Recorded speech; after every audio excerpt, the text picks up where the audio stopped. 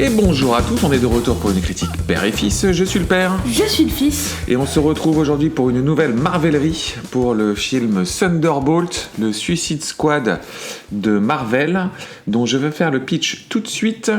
Un monde sans Avengers. Et d'ailleurs, je ne sais pas pourquoi c'est un monde sans Avengers. Oui, on a probablement loupé un truc là-dedans, mais c'est probablement expliqué quelque part, mais dans les séries alternatives où il faut bien sûr regarder. Parce que c'était pas déjà le cas dans le Captain America 4 ? Ah, j'en sais rien du tout. Parce que je sais même pas si je l'ai vu, le Captain America 4. Bah si, on l'a été ensemble avec Hulk Rouge. Ah, oui. C'était littéralement il y a 2 mois. Allez, les films que tu vois que t'as déjà oubliés quelques semaines plus tard. Ah oui, c'est vrai.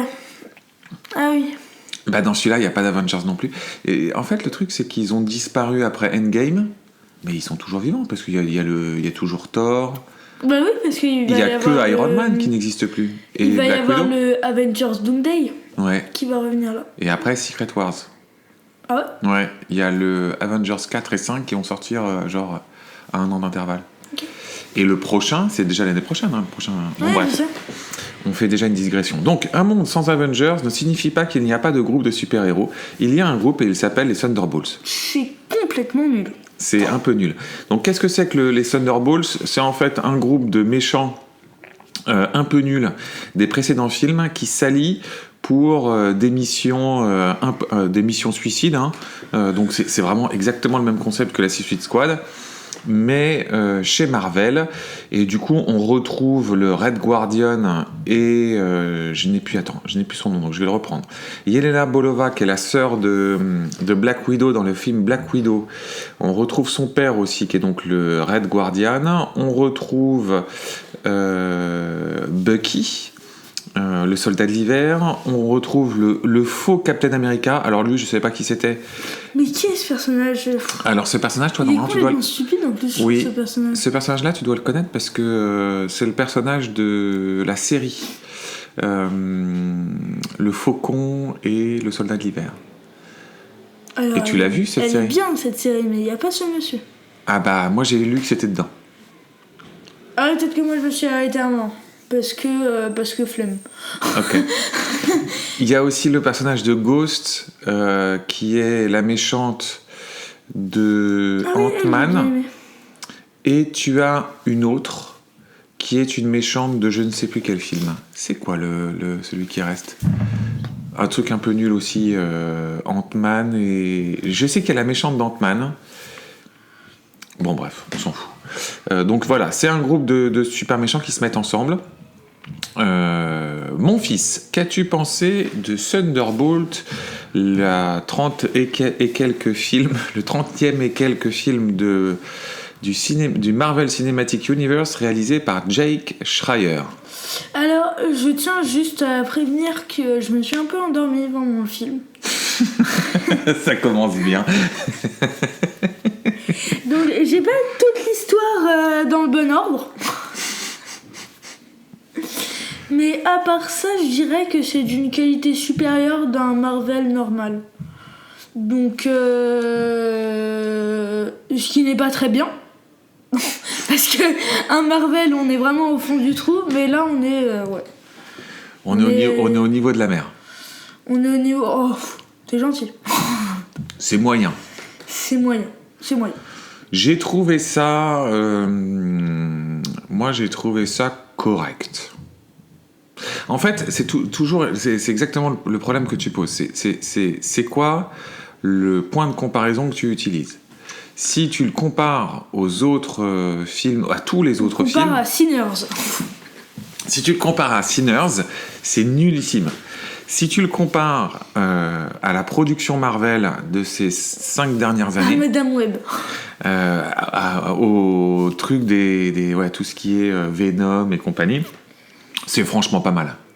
C'est franchement mieux que tout ce truc-là, quoi. Oui.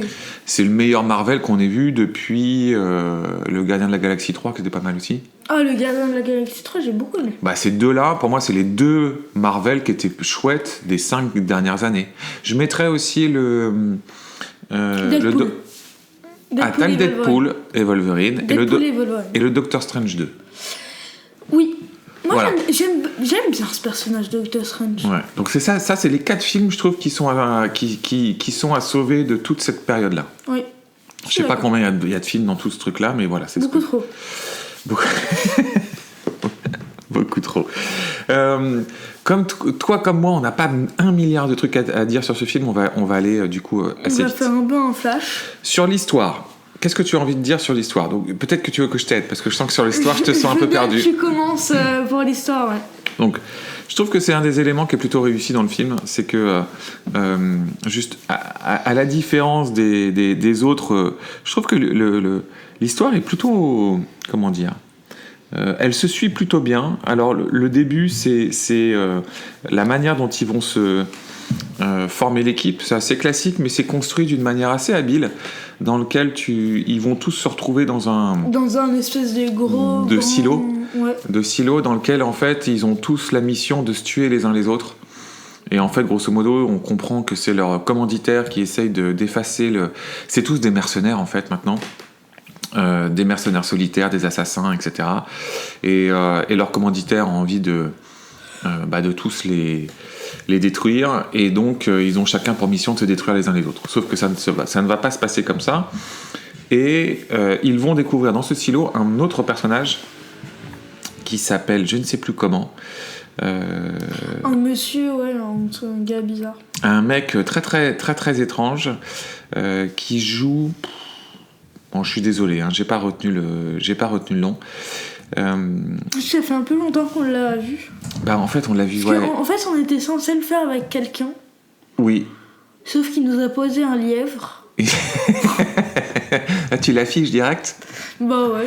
Non mais en plus le pire c'est que je pense qu'il aurait aimé le faire avec nous, mais on lui a pas proposé. En fait le truc c'est que la vraie histoire c'est qu'on a vu le film trop tard. Que derrière le film on avait grave la flemme d'enregistrer l'épisode qu'on avait prévu de faire derrière. Ouais, et puis il était quoi, une heure de ça?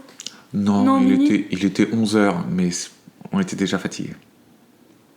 Oui, parce qu'après quand on devait rentrer à l'appart et tout... On raconte notre vie là. Oui. Mais bref, on devait avoir la gitane avec nous et un nouveau personnage au sein de Les Critiques Père et Fils. Qui aurait apparu qu'une seule fois, mais bon. Ah bah non, on n'en sait rien, s'il avait été très bon. Mais Le connaissant. Le connaissant, il aurait été très bon. Non, moi je pense qu'on le verra dans un autre épisode. Bref, on s'en fiche. Donc il découvre dans ce silo un personnage un peu particulier qui est absolument pas censé, qui n'est pas censé être là. Qui n'est pas censé être là, qui a une maladie psychologique qu'on découvre tout de suite, qui est une sorte de... Il est... comment on appelle ça? Ah, évidemment le nom m'échappe, c'est bipolaire. C'est un personnage bipolaire et bref, ils sortent du silo et rapidement on va comprendre que ce personnage qu'ils ont récupéré, cette bipolarité, en fait il a un pouvoir énorme, et cette bipolarité va poser un gros problème et ils vont devoir s'en occuper. Donc c'est grosso modo c'est ça l'histoire. Ça reste classique, mais je trouve que c'est plutôt bien mené, le rythme est plutôt bon. Il y a toujours ce problème de mettre des blagues partout où il y aurait un semblant d'enjeu dramatique, un semblant d'émotion développée et de drame. Au secours, il faut tout de suite mettre des blagues, parce que rien n'est jamais sérieux dans la vie. Et surtout qu'en fait, ils sont nuls les blagues. C'est le problème de Marvel. Ils essayent de mettre des blagues partout. Mais c'est nul. Mais en fait, et c'est là où je trouve que Deadpool est génial. Oui, parce que les blagues sont drôles. Ouais. Et parce que la dynamique entre Ryan Reynolds et Hugh Jackman, elle est cool. Ouais. Mais il y a quand même une question à se poser, c'est qu'est-ce qui leur fait tellement peur de développer de l'émotionnel dans ces films? Qu'est-ce qui est grave? Qu'est-ce qui est grave de faire un bon film? J'ai peur. De développer un sujet sérieux. Tu peux développer parfois un sujet sérieux, c'est pas grave. T'as des films popcorn et des films de super-héros qui développent des thématiques qui peuvent être puissantes, qui peuvent être tristes, qui peuvent être dramatiques. Et il faut pas en avoir peur. Mais c'est pas pour rester tout petit. Ce n'est pas sale, Marvel. C'est très très étonnant. Donc tu sens qu'il y a un cahier des charges où il faut toujours qu'il y ait de la blague qui désamorce. Malgré tout, je trouve que dans celui-là, c'est mieux géré. Mais c'est pas pour rester tout public. Mais enfin, tu Encore peux, et toujours. mais tu peux quand même rester tout public. Enfin, je te prends un exemple. E.T., l'extraterrestre, c'est un film tout public. Et pourtant, il n'évite pas le drame. T'as des scènes dans E.T. qui sont extrêmement tristes. Et c'est ce qui donne la magie de ce film. Les films d'animation de Disney, quand Bambi perd sa mère, enfin, je veux dire, c'est du drame. C'est du drame puissant. Et c'est ce qui te permet, c'est le drame fondateur qui te permet de construire l'histoire derrière et que tu as immédiatement cette empathie et cet attachement que tu as pour Bambi. Tu vois ? Imagine, tu as la scène de Bambi au début, tu as la mère qui meurt et tu as Bambi qui fait une blague. Non, mais Marvel, c'est littéralement ça. C'est la scène fondatrice qui t'ancre le drame et qui te permet de t'accrocher au personnage. Bim, tout de suite, on fait une blague. Non, en fait, vous inquiétez pas, c'est pas sérieux. Moi, ça, c'est une comment dire, je n'arrive pas à comprendre. Vraiment, je n'arrive pas à comprendre. Tu veux rajouter quelque chose là-dessus ? Non. Bon, mais ça reste mieux géré. Ça reste mieux géré. Mais on parle par rapport au dernier Marvel. Oui, on parle par rapport aux autres qui n'ont plus aucun enjeu. Ouais. Est-ce qu'on dit quelque chose de plus sur l'histoire ? Non. Si, moi j'ai envie de raconter quand même le méchant et toute la scène finale. Je trouve quand même il y a un truc assez intéressant dans ce personnage parce que pour une fois ils mettent face à eux un personnage surpuissant, mais il gère sa puissance d'une manière un peu plus intéressante. Et l'incarnation de son pouvoir par rapport à sa maladie mentale, j'ai trouvé que c'était plutôt intéressant. Il y avait un truc qui voulait creuser sur l'incarnation de la dépression et l'incarnation de... Tu vois, quand tu passes de phase de dépression et c'est des phases où tu es très heureux, je n'ai plus le terme en tête. C'est la bipolarité. Ouais, dans la bipolarité, en fait, tu passes des phases où tout est génial, tout est extraordinaire, à des phases dépressives totales. Et c'est exactement ce personnage-là. Et ils ont incarné ses pouvoirs liés à ça. Et je trouve que pour le coup, ça, c'était plutôt intéressant. C'était plutôt intéressant. La manière dont ils confrontent l'équipe des Thunderbolts face à ce personnage surpuissant, c'est pas trop mal géré. Moi, j'étais plutôt agréablement surpris par tout ça. Très bien. C'est parfait. Non, mais T'es d'accord ? Oui, je suis d'accord. Sur les personnages, on en a parlé. Donc, on a Florence Pugh qui joue Yelena Belova, qui est donc la sœur de Black Widow et qui est un peu la chef du groupe. Ouais. Comment tu l'as trouvée, elle ? Correct. Correct. J'ai trouvé tout le monde juste correct. Correct. Je trouve qu'il y a personne qui sort de l'eau. Ouais. T'as donc toujours Sebastian Stan qui joue Bucky. On a Julia Louis-Dreyfus qui joue la méchante. Lewis Pullman qui est le fameux bipolaire. En fait, c'est marrant parce que j'ai Sylar en tête, mais ça n'est évidemment pas Sylar son nom, puisque Sylar c'est dans Heroes.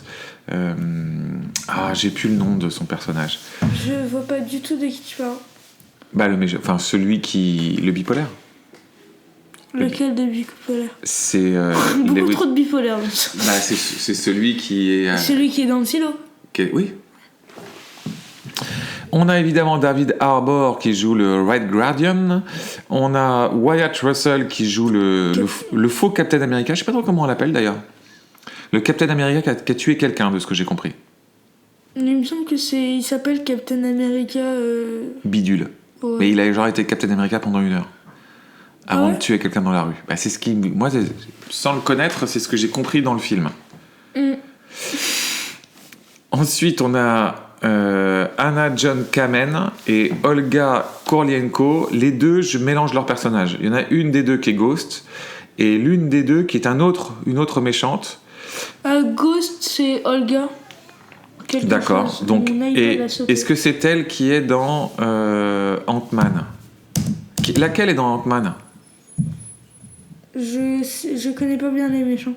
Je sais qu'il y en a une qui est dans Ant-Man 2. Ah oui, non, ça je crois que c'est Anna John Kamen. Ok, Avastar. très bien. T'en as une et l'autre, je ne sais plus dans quel film elle est. Moi non plus. Bon, on s'en fout. Complètement. Donc oui, c'est plutôt correct. Moi, je trouve que ça fonctionnait bien, tous leurs personnages. Tout était correct. Tout était correct. Sur la réalisation de notre cher Jack Schreier. Donc Jack Schreier, il est connu pour... Alors moi, je le connaissais pas, lui. Mais il a fait Robot et Franck. Ok. Il a fait une série télé qui s'appelle Acharné. Non.